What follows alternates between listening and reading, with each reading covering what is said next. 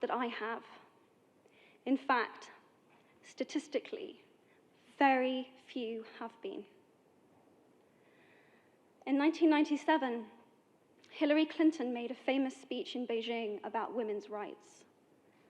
Sadly, many of the things that she wanted to change are still true today. But what stood out for me the most was that less than 30% of the audience were male. How can we affect change in the world when only half of it is invited or feel welcome to participate in the conversation? Men, I would like to take this opportunity to extend your formal invitation.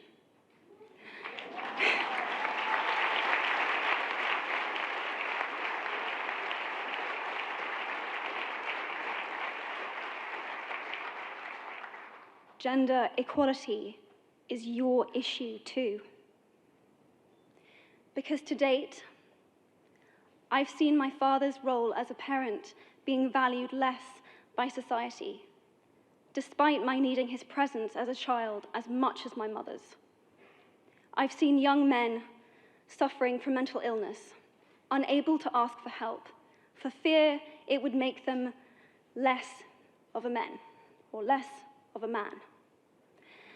In fact, in the UK, suicide is the biggest killer of men between 20 to 49, eclipsing road accidents, cancer, and coronary heart disease.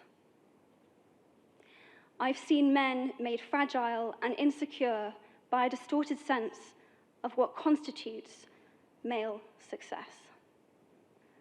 Men don't have the benefits of equality either. We don't often talk about men being imprisoned by gender stereotypes, but I can see that they are, and that when they are free, things will change for women as a natural consequence.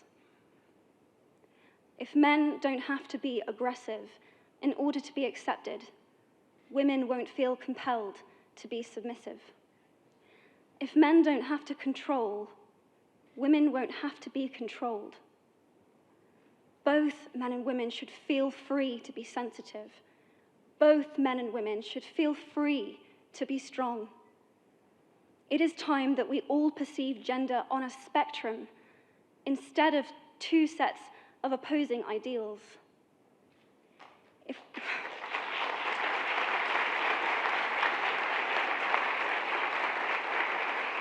If we stop defining each other by what we are not and start defining ourselves by who we are, we can all be freer.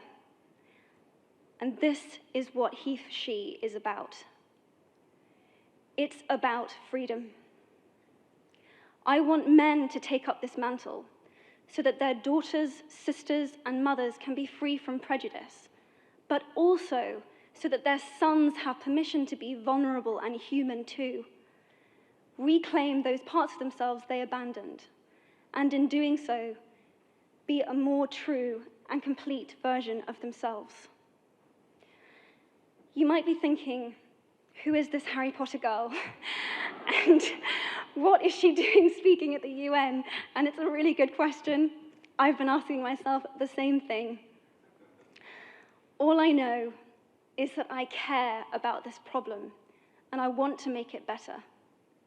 And having seen what I've seen, and given the chance, I feel it is my responsibility to say something. Statesman Edmund Burke said, "All that is needed for the forces of evil to triumph is for good men and women to do nothing." In my nervousness for this speech, and in my moments of doubt, I've told myself firmly, if not me, who? If not now, when? If you have similar doubts when opportunities are presented to you, I hope that those words will be helpful. Because the reality is that if we do nothing, it will take 75 years, or for me to be nearly 100, before women can expect to be paid the same as men for the same work. 15.5 million girls will be married in the next 16 years as children.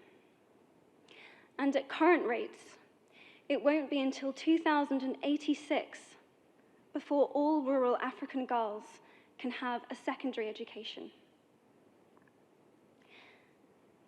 If you believe in equality, you might be one of those inadvertent feminists that I spoke of earlier. And for this, I applaud you.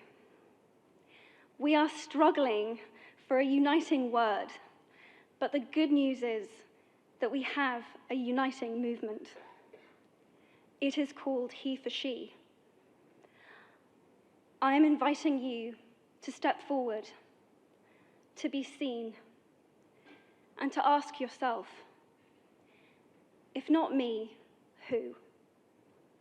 If not now, when? Thank you very, very much.